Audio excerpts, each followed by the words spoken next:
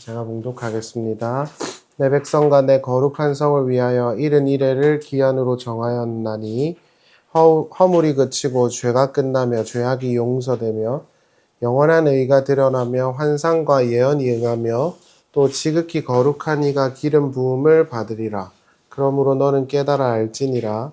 예루살렘을 중건하라는 영이 날 때부터 기름 부음을 받은 자 곧 왕이 일어나기까지 7일에와 62일에가 지날 것이요 그 곤란한 동안에 성이 중건되어 광장과 거리가 세워질 것이며 62일의 이후에 기름 부음 받은 자가 끊어져 없어질 것이며 장차 한 왕의 백성이 와서 그 성읍과 성소를 무너뜨리려니와 그의 마지막은 홍수에 휩쓸림 같을 것이며 또 끝까지 전쟁이 있으리니 황폐할 것이 작정되었느니라.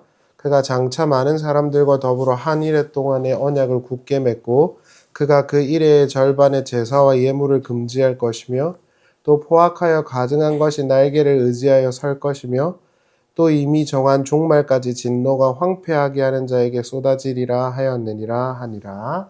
아멘. 네, 저희가 5월 10일 11시에 감신대 교수님, 이은재 교수님과 함께 감사 예배를 드리려고 하거든요. 그래서 이제 아는 목사님 가정도 오신다고 하고 해서 5월 10일 날 11시에 이제 예배를 같이 성도님들이랑 드리면 좋을 것 같고요. 끝나고 난 후에는 저희가 또 같이 식사를 맛있게 하면 되지 않을까 싶어서요. 또 혹시 주변에 관심 있는 분들이 있으면 또 같이 오셔서 예배하시면 또 좋지 않을까 싶습니다. 그래서 기억하시고 그때는 가능하시면 꼭 참석해 주시면 감사를 드릴 것 같습니다. 우리가 지난 시간에 모든 역사의 주관자가 하나님이시다라는 선언을 함께 이제 나누었습니다. 신약 성경에 예수님께서 우리에게 이렇게 말씀하신 적이 있어요. 누가복음 12장 4절을 보시면요. 내가 내 친구 너에게 말하노니 몸을 죽이고 그 후에는 능히 더 못하는 자들을 두려워하지 말라. 마땅히 두려워할 자를 내가 너에게 보이리니 곧 죽인 후에 또한 지옥에 던져넣는 권세 있는 그를 두려워하라. 내가 참으로 너에게 이르노니 그를 두려워하라. 참새 5마리가 2아사리온에 팔리는 것이 아니냐? 그러나 하나님 앞에는 그 하나도 잊어버리시는 바가 되지 아니하는도다. 너희에게는 심지어 머리털까지도 다 세신 바 되었나니 두려워하지 말라. 너희는 많은 참새보다 더 귀하니라. 이렇게 예수님께서 말씀을 하셨어요. 그러니까 쉽게 말하면 하나님을 두려워할 줄 알아야 되고 우리 인생에서 일어나는 모든 일들은 하나님께서 허락하시는 것 안에서 일어나는 것이라는 걸 인지해야 한다라는 것이 주님께서 친구들에게 하신 말씀입니다. 그것을 이제 다니엘서가 좀 분명하게 역사적인 팩트들로 이제 보여줬다. 이렇게 볼 수 있을 것 같고요.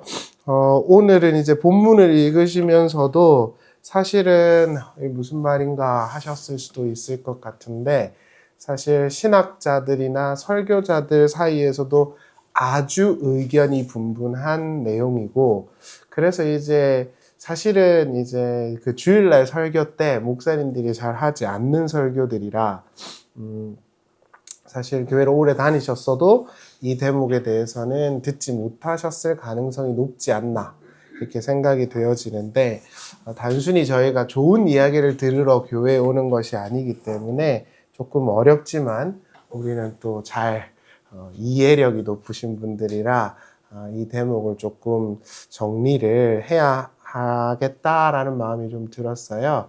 그래서 조금 어려우실 수도 있는데 다 듣고 나시면 그래도 조금 명료하게 이해가 되실 것 같고 어찌됐든 성경의 이야기이기 때문에 우리가 한 이야기도 조금 놓쳐서는 안 될 것 같아서 조금 정리를 해보도록 하겠습니다.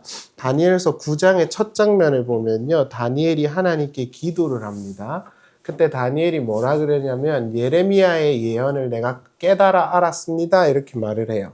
근데 예레미야의 예언이라는 건 70년 동안 이스라엘이 바벨론 땅에 끌려갔다가 돌아오게 될 것이라는 것이 예레미야의 예언이었어요. 그래서 그걸 갖다 깨닫고 난 후에 다니엘이 계속 기도를 하거든요. 하나님께 우리가 죄를 지었고 우리가 하나님의 회복하심 속에서 우리가 다시 성전으로 돌아가고 싶어요. 이런 기도를 하고 있습니다. 그때 이제 하나님께서 천사장 가브리엘을 보내시죠. 가브리엘은 좋은 소식을 전하는 자예요. 그래서 가브리엘이 가서 다니엘한테 하나님께서 진정으로 하나님의 백성을 회복하시기 위한 시간표가 무엇인지를 알려주는데 그게 우리가 소위 말하는 70일의 예언입니다. 조금 우리가 여기서 한 가지 놓치지 말아야 하는 게 있는데 꼭 기억하셔야 되는 게 지금 예레미야의 예언을 깨닫고 다니엘이 기도했다는 거예요. 그러니까 사람들이 제가 후술하겠지만 70일에 이러면 490년인가? 예수님 오기까지 언젠가? 이런 이야기를 한단 말이죠. 여러분들이 들어보셨을 법한 7년 대환란 휴고 여기서 싹 다 나오는 거예요. 전부 다 음모론에 기반해서 나오는 거란 말이에요. 그런데 사람들이 거기에는 집중하는데 이 시작을 집중을 못해요. 예레미야의 예언이 70년인데 하나님께서 70일에 예언을 했단 말이죠. 그럼 이게 같잖아요. 숫자가.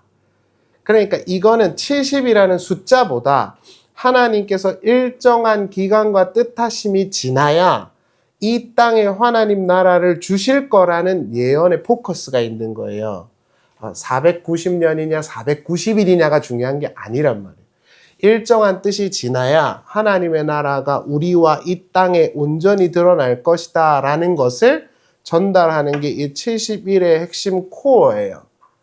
근데 거기까지 가기까지 조금 몇 가지를 살펴보도록 하죠. 그 한 일에라는 건 아시겠지만 한 일에 이러면 7일입니다. 그런데 7일이라기보다는 7의 복수 형태이기 때문에 7이 여러 번 반복되는 걸 한 일에라 그래요. 히브리어 원문으로 보면요. 그래서 이스라엘 사람들은 한 일에 그러면은 7일로 생각하고 큰 교회들에서 그 21일 기도회 이렇게 하잖아요. 그렇죠? 이제 그럴 때도 7일에 이걸로 같이 한 일에를 이렇게 병치해가지고 이렇게 해석해가지고 하긴 하던데 한 일에는 7일입니다.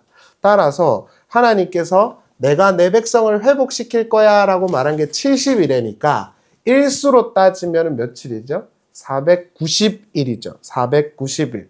그래서 490일, 70일에는 종말론적 시간표로 모두 다 이해했어요. 유대인들, 캐톨릭, 개신교 전부 다요. 하나님께서 언제 이 땅을 무너뜨리고 하나님 나라를 주실 거냐? 70일회가 지나면 온다는 거예요. 근데 71회를 숫자로 바꾸면, 일수로 바꾸면 490일이 돼요. 그럼 그 시간표가 언제 딱 시작이 되냐 하면 예루살렘을 다시 지어라 라는 명령이 떨어지면 시작이 된다라고 다니엘이 듣게 됩니다. 그래서 예루살렘을 중건해 이렇게 이게 딱 첫 시작이고 그 뒤로부터 70일회가 딱 지나는 거예요. 근데 69일회까지는 어떤 일이 일어나냐? 기름 부은 자. 기름 부은 자라는 걸 여기서 왕이라 그러는데 기름 부은 자는 메시아잖아요. 그렇죠? 메시아가 이 땅에 와서 세워졌다가 죽는 것까지가 69일회라고 예언이 돼 있어요. 그럼 기름 부음 받은 자는 우리에게 있어서 누구죠? 그리스도죠. 예수요. 그래서 69일에 예루살렘을 다시 회복하세요라는 시작부터 69일에까지는 그리스도께서 이 땅에 오셔서 활동하시고 죽으시는 기간이고 나머지 한 일에는 뭐냐 하면 이제 여기서 좀 해석이 분분한데 요즘에 그리고 저의 이해는 적 그리스도라고 일컬어지는 자가 일어나서 이 땅의 모든 예배와 제사를 폐하고 없애버리고 전쟁이 그 땅에 도래하는 시기가 마지막 한 일이에요. 그래서 종말론자들은 이걸 뭐라 부르느냐? 7년 대환란이라고 부릅니다. 들어보셨을 법한. 물론 제가 앞서도 말씀드렸지만 음모론입니다. 그런데 이러한 해석은 크게 이제 두 가지 정도가 있거든요. 그래서 이거를 잘 들어 놓으시면 혹시 마주하게 되실 음모론과 종말론, 세대주의적 종말론에 대한 이해를 좀 하실 수 있을 텐데 크게 두 가지 해석이 있는데 첫 번째는 문자적인 해석이에요. 자, 이거를 뭐라 우리가 부르냐면 세대주의라고 부릅니다. 여러분들이 알고 계시는 휴거된다 이런 거 있죠. 그런 건 전부 다 세대주의적 또는 근본주의적 종말론이라고 불러요. 이런 사람들은 대부분 다 문서를 그대로 지키고 해석해야 된다고 주장을 하죠. 이런 근본주의적인 신학을 가지고 있는 사람들은 너무너무 많아요. 우리 주변에. 예를 들어서 어떤 성경의 버전만 믿는 사람들. 예를 들어서 킹 제임스 버전만 믿는 사람들이 있어요. 제가 좋아하는 가수도 그것만 주장하는 사람도 있어요. 그리고 어떤 사람들은 한글 개역 성경만 주장하는 사람도 있어요. 또 어떤 사람들은 뭐 헬라어 원문만 주장하는 사람도 있어요. 그러니까 그렇게 텍스트 있잖아요. 그 자체, 글자를 중요하게 생각하는 사람들은 대부분 다 세대주의자들입니다. 우리가 소위 말하는 안 좋은 의미의 근본주의자들이에요. 그러니까 지금 전쟁하는 그 이란과 뭐 그쪽 라인도 이슬람 안에서도 근본주의적인 사람이 있고 유화적인 사람들이 있잖아요. 그러니까 근본주의적인 사람들이 성격이 포악해요. 성질이 그럴 수밖에 없어요. 개신교 안에서도 근본주의자들은 포악합니다. 타협적이지 않고 배타적이란 말이에요. 그런 사람들은 대부분 다 온갖 음모론과 사이비와 이단들이 거기에 해당합니다. 이런 사람들의 그 공통된 특징이 있는데 그건 뭐냐면 성경 전체에 대한 이해나 맥락에 대한 이해가 없고 따라서 통일성이 없어져요. 그러니까 이렇게 생각하시면 돼요. 문자 그대로 성경을 믿자. 얼마나 좋습니까? 그런데 여러분 제가 여기다가도 써놨지만 제가 예전에 그 아주 좋아했던 목사님이 한국 교회 내에서도 아주 근본주의적 성향이 있거든요. 그래서 거기 교회 청년들은 이 귀걸이 이런 거 못해요. 치마도 이 무릎 아래로만 무조건. 결혼해도 여성분들은 무조건 애를 3-4명씩은 낳아야 된다고 설교하시는 엄청 큰 교회예요. 근데 제가 신학생 때 그 목사님 쫓아다녔는데 그 목사님 마태복음 5장 그 산상수훈 강의를 하면서 뭐라고 설교를 했냐면 예수님께서 오른 눈이 음행을 하면 빼버리라 그랬다. 문자대로 하면은 이게 실수하면 빼야 돼요, 안 빼야 돼요? 빼야 되잖아요. 그렇죠? 문자대로 할 거면. 귀걸이도 하지 말라 그러는데. 근데 그거는 절대 하지 말라는 강조적 표현이다 이렇게 말을 했어요. 그럼 깨지잖아요. 통일성이. 귀걸이는 하지 마. 왜? 율법에 보면은 종들이 귀걸이 하는 거니까 귀걸이 안 돼 이랬단 말이에요. 그런데 마태복음에 야, 네 오른손이 실수하면 오른손 찍어버려라 그랬는데 이거는 의미래요. 그러니까 일치가 안 되잖아요. 통일성이. 맞잖아요. 그렇죠? 이게 근본주의자들이 보여주는 성경 해석의 치명적인 단점입니다. 제 주변에도 그런 류의 것들을 주장하는 사람들이 있거든요. 그럼 저랑 대화를 하면 그 사람들은 딱 2-3마디 티키타카 하면 끝나죠. 왜냐? 통일성이 없어요. 그러니까 그 사람들이 꺼내는 건 뭐냐 하면 주로 해석이 어렵거나 지켜지기 어려운 걸 전부 다 뭐라고 말하냐 하면 뭐라고 말하는지 아세요? 부흥사 목사님들이 제일 좋아하는 단어 떠올려 보세요. 영적으로죠. 영적으로. 알레고리적으로 이렇게 말을 해요. 문자적으로 지킬 수 없는 건 영적으로라고 말을 한단 말이에요. 그러면 이렇게 말해야 되잖아요. 성경은 우리가 이렇게 지켜야 하는 게 있고 또 문자적으로 지켜야 되는 부분도 있고 의미적으로 우리가 이해해야 되는 부분도 있기 때문에 이것을 우리가 잘 지혜롭게 해석해야 됩니다라고 말을 해야 되잖아요. 근데 대놓고 뭐라고 하냐? 문자대로 지켜야 천국을 간다는 거예요. 안 맞잖아요. 그러니까. 그럼 이 사람들이 주로 문자적으로 지키는 건 대부분 뭐냐? 뭘까요? 자기들이 잘하는 겁니다. 잘 생각해 보세요. 예를 들어서 목사님들이 하나 쉬지 말고 기도하라 그러지 않았냐? 그러니까 쉬지 말고 기도해. 자기는 할 수 있거든요. 근데 성도님들은요. 저도 일을 하잖아요. 저 새벽기도 못 해요. 어떻게 해요? 가서 줘라. 안 돼. 그러니까 자기들이 할 수 있는 건 문자대로 지키고 자기가 할 수 없는 건 남한테는 자기가 할 수 없는 것들은 영적으로라고 말해요. 그러니까 남들한테 뭔가 강요할 땐 내가 지금 잘하니까 이거 문자로 지켜. 내가 못하는 건 이건 영적인 의미야. 천하무적이죠. 이런 논리 구조를 갖고 있는 사람들이 누군지 아세요? 바리새인들이죠. 바리새인들은 자기가 할 수 있는 것만 딱 규칙으로 지킵니다. 그리고 자기가 할 수 없는 건 온갖 변명을 들어다 놓고 이거는 영적인 의미야. 이렇게 말을 해요. 그러니까 이거는 안 된다는 거예요. 맞잖아요. 이렇게 말하면 안 되는 거라고요. 그러니까 여러분들도 우리가 이제 훨씬 앞으로 많이 살 텐데 많은 설교를 들으시기를 바라는데요. 설교자들도 그런 류의 사람들이 있단 말이에요. 예를 들어서 여러분 이 구절은 진짜 하나님이 은혜로 우리가 말씀대로 살아야 됩니다. 이렇게 말을 해요. 그럼 말씀대로 살면 오른 눈 빼버려야지. 맞잖아요. 오른 눈이 잘못 보고 음행을 하면 오른 눈을 빼라 그랬단 말이에요. 예수님께서. 그럼 말씀대로 살면 눈을 빼버려야지. 그거는 또 그대로 영적인 의미예요. 이렇게 말한다는 거예요. 이거는 안 된다는 거예요. 그리고 우리도 그런 신앙을 가지면 안 돼요. 나한테는 너무 관대해. 내가 실수하고 내가 넘어지는 건 너무 관대해. 근데 내 주변 사람들한테는 야 그거 성경에 그렇게 있는데 그렇게 해도 되겠냐? 이건 안 된다는 거예요. 나도 못하는데 왜 남한테 강요하냐고. 그거 안 된다. 그거 성경 해석의 기본적인 틀이 아니란 말이에요. 그럼 왜 그렇게 세대주의자들이 문자주의자들이 문자를 강조하느냐? 꼭 기억하십시오. 이거는 신학생이 있는데 신학대학원 가면 배웁니다. 성도들을 노예화시킬 수 있어요. 이거 엄청 충격적인 영업 비밀을 알려드리는 거예요. 성도들이 그 문자 텍스트 안에 그걸 해석하는 사람 아래 딱 굴복해갖고 그 밖을 못 나가요. 그러니까 그런 류의 사람들은 누굴 자랑하냐? 목사를 자랑한단 말이에요.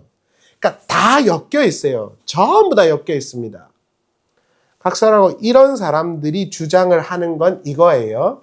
71회는 490년으로 해석을 해요. 원래 한 1회는 7의 복수형이라 7일로 이해가 되어서 491이에요. 좀 어렵지만 쉽게 설명을 드릴게요. 근데 세대주의자들은 490년으로 문자적으로 딱 픽스를 합니다. 여러분, 왜 491이 490년이 될까요? 여기서 놀라운 논리 하나가 등장합니다. 뭐예요? 아주 주의해야 되는 거. 영적으로. 성경은 성경으로 푼다. 이단들이 제일 많이 하는 말이에요. 사이비들이 제일 많이 하는 말 뭔지 아세요? 성경은 성경으로 푼다요. 에스겔서 4장 6절에 가면 하루가 1년이라는 말이 있어요. 또는 민수기 14장 34절에 가면 하루가 1년이라는 말이 있습니다.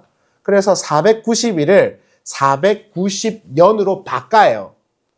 여기서 꼭 기억해야 되는 게 우리가 한 가지 있는데 이거 진짜 너무 중요한 건데 여러분.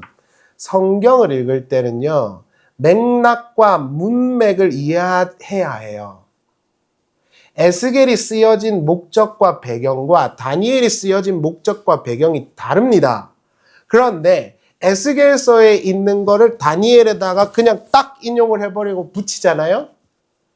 그럼 재미는 있죠. 근데 이단들이 제일 많이 하는 거예요. 이단들이 여러분 집에 오면 성경책 딱 갖다 대고 뭘 하는지 아세요? 보십시오. 여기는 이렇게 있죠. 쪼라락 넘기고 여기 딱 보고 여기도 이렇게 돼 있죠. 쪼라락 넘기고 여기도 돼 있죠. 이래가지고 다 글자 짜집기를 한다고요. 성경은 짝이네 이런 소리를 하면서. 그게 가장 위험한 성경 해석이에요. 성경은 다 각각의 텍스트에 배경이 있고 내용이 있고 목적이 있어요. 그래서 그걸로 해석을 해야 돼요. 그래서 저도 옛날에 처음에 히브리어 헬라어 배울 땐 그게 너무 재밌었거든요. 근데 그게 엄청나게 위험합니다. 히브리어를 있는 그대로 해석을 한다. 좋아요. 근데 다른 데는요. 일관성 있게 해석이 절대 안 됩니다. 맥락이 다르기 때문에, 쓰여진 시기가 다르기 때문에. 그래서 이 단어는 이거예요라고 말하면 저는 재밌죠. 우리는. 그러나 성경은 그렇게 읽는 게 아니에요. 성경은 맥락과 문맥과 쓰여진 배경과 신학과 내용들을 다 이렇게 종합해서 읽어야 돼요. 근데 그게 안 되는 거예요. 그러니까 어떻게 되느냐? 490년이라고 바꿔버립니다. 그 이유가 있어요. 잘 따라오고 계신 거죠? 그 이유가 뭐냐? 예수님이 오신 시기와 예루살렘을 중건하라는 시기가 얼추 그렇게 맞아서 그래요. 성경을 해석한 게 아니라 역사를 해석하다 보니까 그게 맞아떨어지는 거예요. 자, 아까도 말씀드렸죠? 자, 정리해 볼게요. 예루살렘을 중건하라. 이게 명령이 딱 떨어지는 순간부터 69일에 483년이 지나면 기름 부은 자가 일어났다가 끊어지게 된다 이렇게 돼요. 근데 아닥사스다가 445년에 예루살렘을 다시 지으라 그러거든요. 놀랍게도 483년 뒤에 누가 오셨죠? 그리스도가 왔단 말이에요. 실제로 483년 뒤에 예수님이 죽었어요. 골고다에서. 그러니까 세대주의자들이 이거구나 하고 딱 끼워 맞춘 거죠. 재밌잖아요.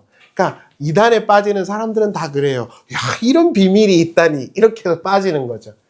아주 근데 큰 문제가 하나 있죠. 그건 뭐죠? 마지막 1년이에요. 마지막 한 일회가 해석이 안 돼요. 자, 문자적으로 해석을 했어요. 그럼 483년이 지났어요. 그럼 7년이 지나면 하나님이 이 땅에 하나님의 온전한 역사를 이뤄야 되잖아요. 근데 예수님이 오신 뒤에 7년이 지났습니까? 지금 몇 년이 지났어요? 2000년이 훌쩍 지났어요. 그럼 이거 어떻게 해석할 거예요? 그래서 세대주의자들이 뭐라 그런다고요? 야, 이거는 의미야 이렇게 들어와요. 영적인 시간이야 이렇게 말해요. 아까 말씀드렸죠. 일관성이 하나도 없다고. 그러니까 이거는 의미야. 그래서 이 한 일회가 시작되는 이 남은 한 일회, 전쟁과 적그리스도가 일어난 이 한 일회, 이거를 세대주의 종말론자들이 뭐라 부르느냐? 여러분들이 누수히 많이 들어보셨을 7년 대환란이라고 부릅니다. 신약 성경에 나오지도 않아요. 그 표현은. 7년 대환란이란 말 성경에 나오나요? 안 나옵니다. 7년 대환란이라고 불러요. 그리고 였다가 소설을 쓰기 시작해요. 그럼 적그리스도는 누구지? 야, 프리메이슨 아니야?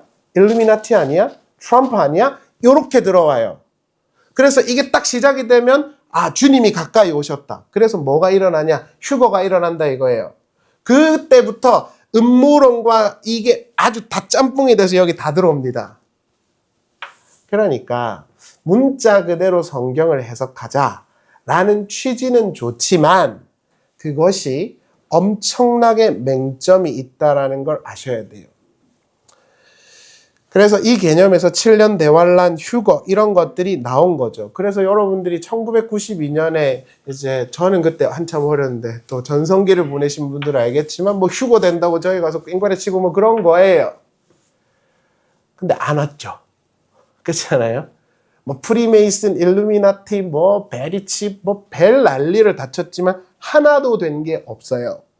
그래서 저는 그거를 믿는다고 해서 뭐 목사님 지옥 가라 그렇지는 않지만 저는 그것이 이 다니엘의 예언의 원의는 아니라고 생각을 해요. 좀 정리를 할게요. 이렇게 해석하는 것에 크게 두 가지 문제가 있어요. 첫 번째는 아까도 말씀드렸지만 예수님께서 오신 건 480년이라 치자고요. 그럼 나머지 한 일에는 어떻게 해석할 거냐? 이건 의미론적이래요. 그럼 일관성이 없어지잖아요. 그렇죠?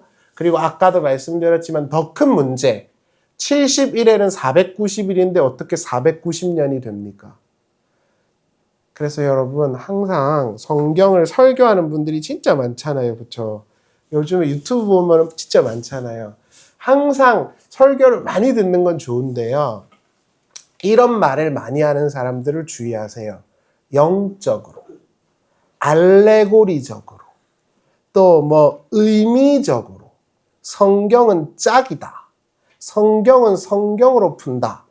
이렇게 말을 많이 패러프라이즈를 하는 사람들은 대부분 다 이단일 가능성이 99%입니다. 정식 교단에 있어도요. 다시요. 영적으로, 뭐 알레고리적으로 성경은 짝이다. 성경은 성경으로 푼다. 이런 말을 과도하게 많이 하는 사람들은 정식 교단에 있어도 이단일 가능성이 99%입니다. 그렇다면 가장 안전하고 많은 교부들과 신학자들이 주장해온 건 뭐냐?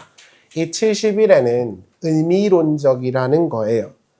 아까도 말씀드렸지만 예레미야의 예언, 70년 안에 이스라엘이 돌아온다는 것을 하나님께서 은유적으로 다니엘에게 알게 하려 하셨다라는 것이 이 취지죠.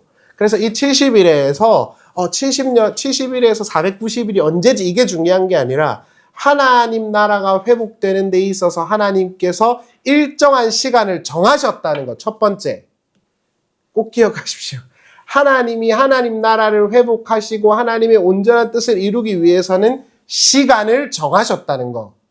그 시간은 인간이 이해할 수 없기 때문에 70이라는 온전수로 이걸 이렇게 정해놓은 거예요. 하나님의 뜻이 있는 기간이 있단다. 그걸 70일에로 딱 준 거죠. 누차 말씀드리지만 요한계시록을 비롯한 모든 묵시문학은요. 역사 속의 한 지점을 가르치지 않아요. 여러분 이거는 나중에 지금은 흥미가 없으실 수도 있지만 내가 이렇게 다른 사람들 설교 듣고 이렇게 신앙생활하는 사람들 만났을 때 이단을 가르는 아주 중요한 증거가 됩니다. 예를 들어서 요한계시록에서요. 요한계시록 16장쯤에 보면 하늘에 그 증거 장막 성전이 열렸다는 표현이 있습니다. 요한계시록 16장에 보면 보셨나요 혹시? 거기 보면은 하늘에 증거 장막 성전이 열렸다 이렇게 말을 해요. 우리가 잘 알고 있는 한국 교회에서 가장 큰 이단이요. 그걸 이름으로 따서 지어놨거든요. 그 사람들의 논리는 그거예요. 우리가 올 것을 성경이 예언했다인 거예요. 언젠가. 근데 놀라운 사실을 알려드릴까요? 그건 과거형입니다. 미래형이 아니라 헬라 원문으로 보면 언젠가 올 거야가 아니라고요. 성경은 어떤 한 시점이나 어떤 한 인물로 픽스해서 가르치지 않아요. 묵시문학은 더욱더 그래요. 그래서 요한계시록 15장은 지금쯤 일어났고 16장은 언제쯤 올 거다. 100% 가짜입니다. 성경은요. 딱 이때 이 사람 이렇게 예언하지 않아요. 어떤 시대 때 사람들이 읽어도 그 진리를 깨달으라고 준 게 성경이기 때문에 어떤 사람에게 국한시키지 않아요. 예를 들어서 적그리스도에 대한 이해다. 예를 들어서 그럼 초대교회 때는 영지주의자들이나 이단들을 그렇게 이해했을 가능성이 높고 1900년도 때 보네퍼나 이런 사람들이 활동했을 때는 히틀러나 그런 사람으로 이해했을 가능성이 높죠. 그렇게 해석하는 건 틀리는 건 아니에요. 그러나 그 사람만 국한하는 건 아니라고요. 이게 묵시문학이 가지고 있는 힘이에요. 어떤 시기에 읽어도 다 보편적 진리를 뽑아낼 수 있어야 돼요. 70일에도 마찬가지예요. 어떤 시대의 사람들이 읽어도 하나님께서 의도하시는 진리라고 하는 걸 전달하려고 준 거란 말이에요. 그렇게 읽으면 문제될 게 하나도 없어요. 그렇게 보자고요. 잘 따라오셨습니다. 이제 거의 끝나가는 거예요. 24절 한번 보겠습니다.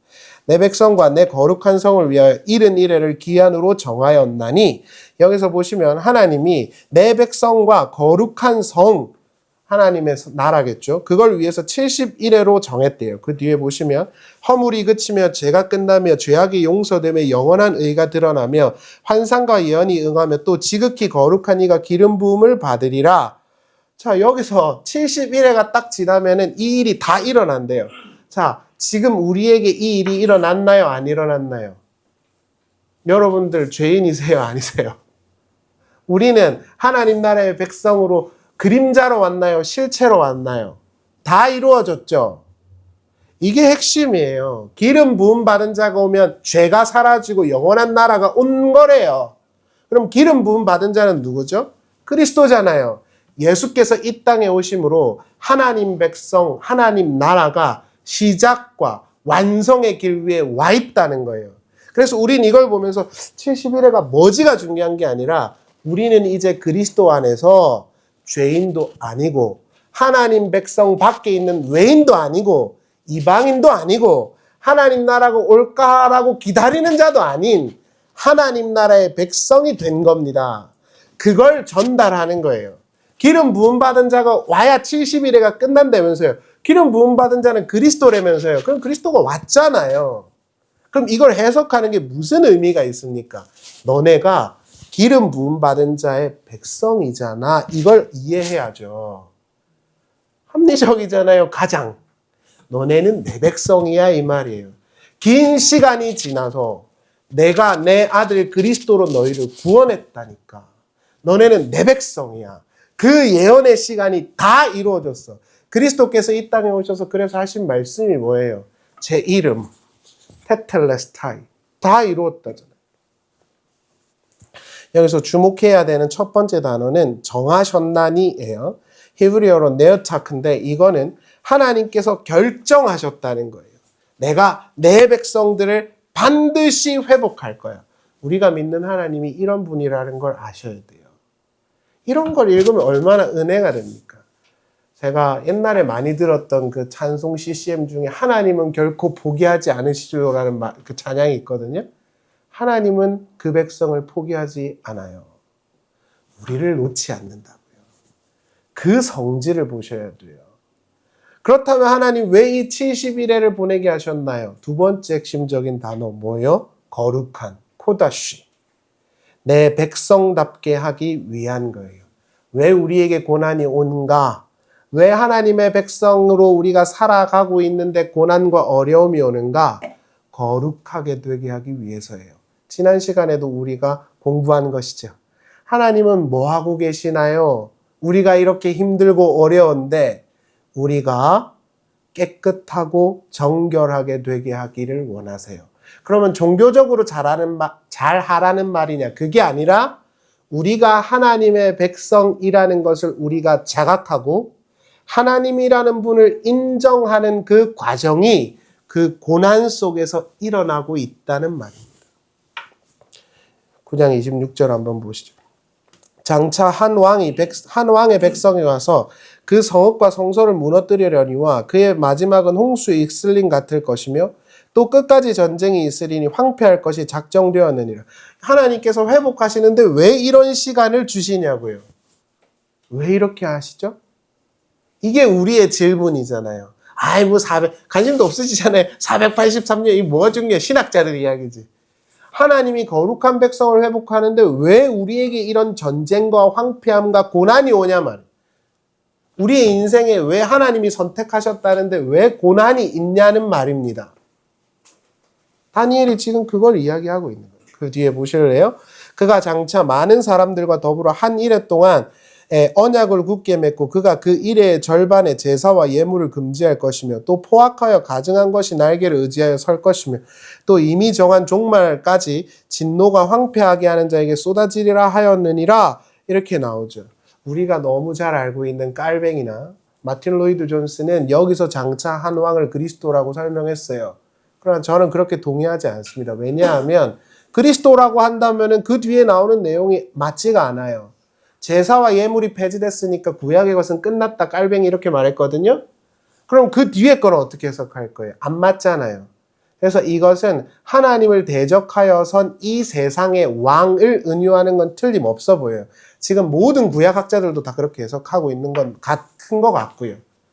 그러나 중요한 질문은 이겁니다. 왜 하나님 나라가 이 땅에 오기 위해서 세상 왕이 필요할까요? 왜 우리에게 고난이 필요할까요? 탕자에게 왜 아버지 집을 나가야 하는 시간이 필요했냐는 말입니다. 왜죠? 내 아버지 집에는 먹을 것이 많지. 내 아버지가 계시지를 깨닫기 위해서는 고난이 반드시 필요합니다. 그게 성경의 이야기예요. 그러나 여기서 무엇보다 중요한 건 거룩한 백성들이 이 땅에서 모든 죄가 사해지고 영원한 기쁨을 받기 위해서는 기름 부음 받은 자가 필요하다는 거예요. 이 70일의 예언의 핵심이죠. 많은 사람들이 놓치고 있는. 깔 마르트가 정확하게 이야기한 건데 이 71회에서 71회의 숫자가 중요한 게 아니라 이 71회의 예언의 핵심은 기름 부음 받은 자, 그리스도의 등장이에요. 예수님께서 오신 것이 코어라고요. 주님께서 이렇게 말씀하시죠. 누가복음 4장 18절을 보겠습니다. 주의 성령이 내게 임하셨으니 이는 가난한 자에게 복음을 전하게 하시려고 내게 기름을 부으시고 이런 표현들이 그냥 나왔겠냐고요. 내게 기름을 부으시고 기름 부음 받은 자가 세워져야 된다면서요. 여기 그대로 나오잖아요. 나를 보내사 포로된 자에게 자유를 눈먼 자에게 다시 보게 함을 전파하여 눌린 자에게 자유롭게 하고 이렇게 나오죠. 그리스도께서 내가 그 기름 부음 받은 자야 이렇게 예언을 하신 거예요. 그럼 기름 부음 받은 자가 오기까지 70일인데 69일에가 그거의 일이잖아요. 그럼 그리스도께서 오심으로 대부분의 예언은 다 이루어졌다는 거거든요. 근데 핵심은 뭐냐? 그리스도께서 오심으로 그 백성들은 죄가 사해지고 기쁨을 누리게 되고 하나님 나라를 살게 된다 하는 이런 류의 것들이에요. 그래서 우리는 죄인이 아니라 의인이 된 겁니다. 목사님, 저는요, 엊그저께도요, 운전하다가, 제가 얘들께 운전하다가 밖에 없어가지고, 엔간해서는 화를 안 내는데, 운전하다가 열받는, 빡치는 일이 많잖아요. 운전하다가, 누가 끼어들었어요. 그러면은, 뭐, 벤츠가 끼어들었다. 그러면, 벤츠를 또 까네요. 저놈 새끼 좋은 차 탄다고 저 따위로 오는데, 멍멍이 같이 욕하고, 주님, 어떻게 이렇게 성화하던데, 그런 게 죄와 의가 아니라고 말씀드렸잖아요. 우린 죄가 없다니까요. 다니엘이 이야기하잖아요. 죄가 영원히 사해진다고. 기름 부음 받은 자가 오면. 그리스도께서 오심으로 우리는 의인이 된 거예요. 이 말인즉슨 이제 너네는 내 백성이 됐다 이 이야기입니다. 백성 밖에 있는 게 아니라 내 백성이 됐다 이 이야기예요. 그래서 바울이 이렇게 말을 하죠. 로마서 3장 23절을 보십시오. 모든 사람이 죄를 범하였으며 하나님의 영광에 이르지 못하더니 그리스도 예수 안에 있는 속량으로 말미암아 하나님의 은혜로 값없이 의롭다 하심을 얻은 자 되었느니라. 이 예수를 하나님이 그의 피로써 믿음으로써 말미암은 화목제물로 세우셨으니 이는 하나님께서 길이 참으시는 중에 전에 지은 죄를 관가하심으로 자기의 의로우심을 나타내려 하심이니 그리스도께서 오심으로 너가 의인이 된 거야. 죄인이어서 하나님의 영광에 올 수 없었는데 이제 너네가 하나님의 영광을 받아들인 거야. 누가복음의 표현을 빌리면 사가랴가 문 밖에 있다가 하나님의 은혜로 이제 분향단에 온 겁니다. 우리는 지금 그런 시대를 살게 된 거라고요. 다니엘은 아니어도 우리는 된 거라고요. 그럼 다니엘보다 우리가 훨씬 더, 이렇게 표현하면 미안하지만 훨씬 더 뭐라 해야 될까요? 소중하고 특별한 존재. 다니엘은 예언만 하다 갔지만 이제 우린 그걸 누리니까. 그 시대를 우리가 살고 있다라고 말하는 게 다니엘서의 핵심이죠. 그래서 우리는 이제 하나님 나라를 살 수 있는 자가 됐고 자유롭게 하나님께 나아가서 그 은혜를 구할 수 있는 자가 된 거예요. 그 예언이 다 이루어졌으니까. 다만 꼭 기억하셔야 되는 건 그 온전한 마지막 한 일에는 우리의 이제 하나님 앞에서의 그 순간까지 가기 위한 역사의 순간으로 이해하시면 돼요. 근데 이 시간이 우리에게 좋은 시간만 있진 않죠. 왜 그렇게 하신다고요? 다니엘서의 대전제, 핵심 주제, 좀 이따가 읽겠지만 고난을 통하여 내 백성을 연단하게 하겠다의 주제 때문에 그래요. 하나님은 너는 내 백성이니까 그냥 내 집에 들어와라가 아니라 반드시 그렇게 맞춰야 된다 이렇게 말을 하는 겁니다. 제가 예를 하나 들어드릴게요. 제가 한 2년 전에 가르친 애가 서울대를 갔어요. 근데 은근 자랑입니다. 근데 서울대를 갔는데 걔가 중3 때부터 3년 동안 배웠어요. 근데 서울대를 갔는데 걔가 저한테 밥을 먹을 때 한 말이 아직도 인상적이에요. 예전에도 말씀드린 것 같은데 선생님, 걔는 바이올린 하거든. 선생님, 저는 수학을 이렇게 공부해야 되는지 몰랐어요. 이렇게 말해요. 왜? 이랬더니 서울대를 가면 수학을 잘하든 못하든 대학 수학을 들어야 돼요. 좋은 대학교를 가면 대학 수학을 다 듣습니다. 글쓰기를 교양으로 배웁니다. 서울대생은 이 정도는 해야 된다 이거예요. 하나님의 백성이 됐다. 그러면 넌 내 새끼니까 그냥 와. 죄든 뭐든 상관없어. 이게 아니라 내 백성답게 돼야지. 그게 마지막 고난의 의미인 거예요. 말씀을 정리하겠습니다. 하나님은 거룩한 산, 거룩한 백성, 예루살렘을 회복할 것입니다. 하나님은 그 백성을 놓치지 않아요. 그러나 그것은 단번에 되지 않고 시간이 요구돼요. 그 일을 위해서 하나님이 정한 시간이 있고 그걸 다니엘은 70일이라고 말하는 거예요. 그래서 모든 신자들은 그 시간을 보내야 합니다. 힘들어도 입 꽉 깨물고 사셔야 돼요. 그리고 그 일이 진행되고 있다는 유일한 시작과 증거와 마침은 그리스도께서 이 땅에 오시고 죽으시고 부활하신 거예요.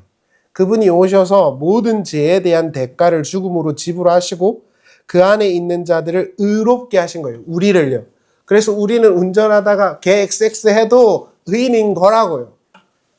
따라서 그 안에서 의의 백성이 된 자들은 마지막 남은 그 짧은 역사라는 인생 속에서 인내와 믿음을 갖고 하나님 백성이 되어지는 훈련을 보내야 합니다.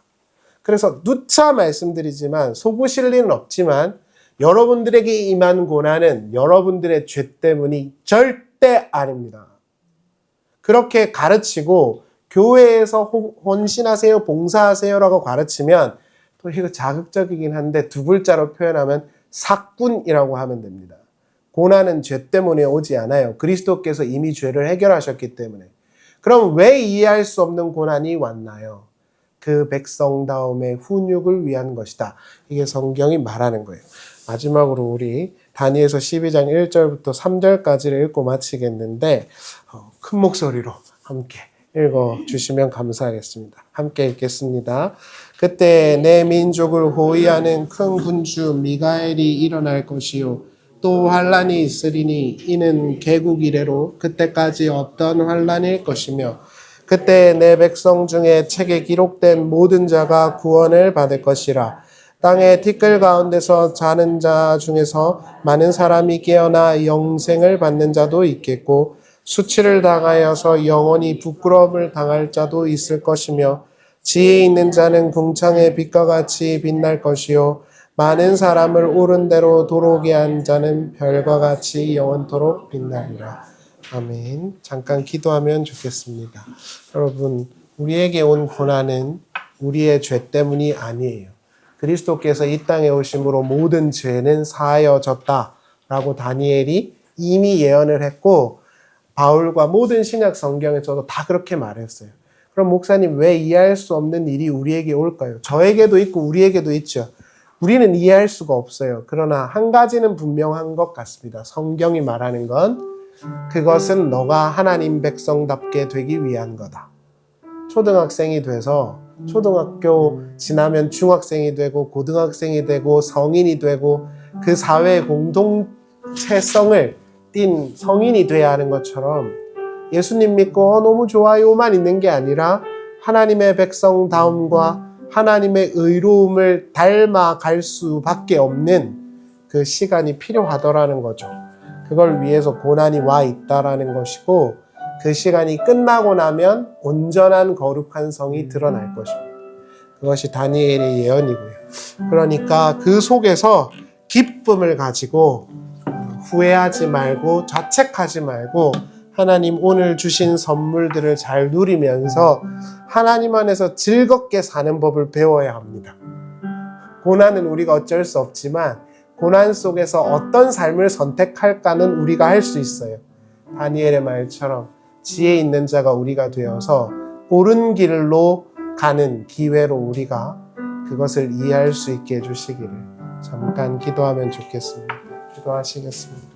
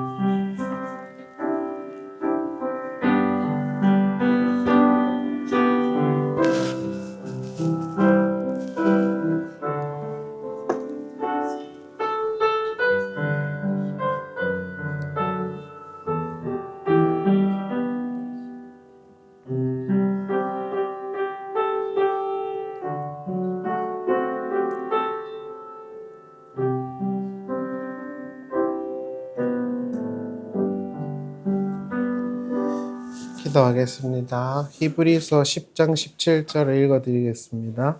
또 저희 죄와 저희 불법을 내가 다시 기억지 아니하리라 하셨으니 이것을 사하셨은즉 다시 죄를 위하여 제사 드릴 것이 없느니라. 그러므로 형제들아 우리가 예수의 피를 힘입어 성소에 들어갈 담력을 얻었나니 그 길은 우리를 위하여 휘장 가운데로 열어놓으신 새롭고 산 길이요 휘장은 곧 저의 육체니라. 또 하나님 집 다스리는 큰 제사장이 계심에 우리가 마음의 뿌림을 받아 양심의 악을 깨닫고 몸을 맑은 물로 씻었으니 참 마음과 온전한 믿음으로 하나님께 나아가자. 또 약속하신 분은 믿을 만한 분이시니 우리가 믿는 믿음의 고백을 움직이지 말고 굳게 잡아 서로 돌아보아 사랑과 선행을 격려하며 모이기를 패하는 어떤 사람들의 습관과 같이 하지 말고 오직 권하여 그날이 가까움을 볼수록 더욱 그리하자. 아멘. 사랑하는 주님, 우리는 그리스도 안에서 의인이 되었고 그리스도 안에서 순전한 자가 되었고 그리스도 안에서 지혜로운 자가 되었고 그리스도 안에서 하나님의 백성이 되었습니다. 우리의 뛰어남이나 우리의 거룩함이나 우리의 종교적 행위가 아니라 하나님께서 하나님의 아들 그리스도를 세우심으로 우리의 죄를 사하여 주신 것입니다. 그래서 우리는 우리 각 개별의 종교심이나 능력이나 지혜로 하나님께 나아가는 것이 아니라 우리의 대제사장이신 그리스도를 힘입어 언제든지 하나님께 나아갈 수 있는 진정한 하나님 나라의 백성이 되었습니다. 하나님, 그러한 삶의 자격과 영적인 지위를 허락해 주심을 감사합니다. 우리는 비록 약하고 넘어지고 쓰러지고 죄를 지을 수 있지만 그리스도는 강하시고 지혜로우시고 의로우시기 때문에 그리스도를 힘입어 우리가 하나님께 나아가 우리의 힘듦을 호소할 수 있고 우리의 어려움을 호소할 수 있습니다. 그래서 우리는 하나님의 자녀가 된 것입니다. 이러한 구조 안에서 우리가 어떻게 그리스도를 사랑하지 않을 수 있으며 어떻게 우리가 그리스도를 믿지 않을 수 있겠습니까? 언제나 예수님을 사랑하고 예수님을 믿는 믿음으로 하나님의 은혜를 누리며 살아가는 진정한 하나님 나라의 백성들로 우리가 살아갈 수 있도록 늘 인도하여 주시옵소서. 사랑하는 주님, 하나님께서 약속하신 대로 이 땅에 그리스도를 보내주셨고 약속하신 대로 그리스도께서 우리의 죄를 사하시고 하나님의 백성이 되게 하셨습니다. 또한 약속대로 우리에게 온전한 하나님의 나라를 주실 것을 믿습니다. 비록 이 땅이 지금 힘들고 어렵고 괴롭더라도 우리가 소망하고 바라보는 그 하나님 나라를 마음속에 온전히 품고 주어진 삶을 뚜벅뚜벅 잘 걸어갈 수 있도록 인도하여 주시옵소서. 소망이 없고 절망밖에 없는 이 아래의 세상 속에서 참된 소망이 주께 있음을 우리가 고백하며 살아가고자 하오니 우리에게 늘 하늘 소망을 품고 살아갈 수 있도록 성령님 지혜와 믿음을 허락하여 주시옵소서. 사랑하는 주님, 함께 예배하는 모든 분들을 기억하고 하나님께서 알고 계신 줄 믿습니다. 우리 귀한 아이에서부터 어른들에 이르기까지 각각 처한 상황과 마음과 지금 현실은 저는 잘 모르지만 주님은 그 모든 것까지 다 알고 계시는 줄 압니다. 예수님께서 말씀하신 것처럼 너희들은 머리털까지 아버지께서 다 세고 계신다 하셨사오니 주께서 그 모든 필요와 염려들을 온전히 덜어주시고 하나님의 인도하심을 누리며 살아갈 수 있도록 주님 늘 인도해 주시고 동행하여 주시옵소서.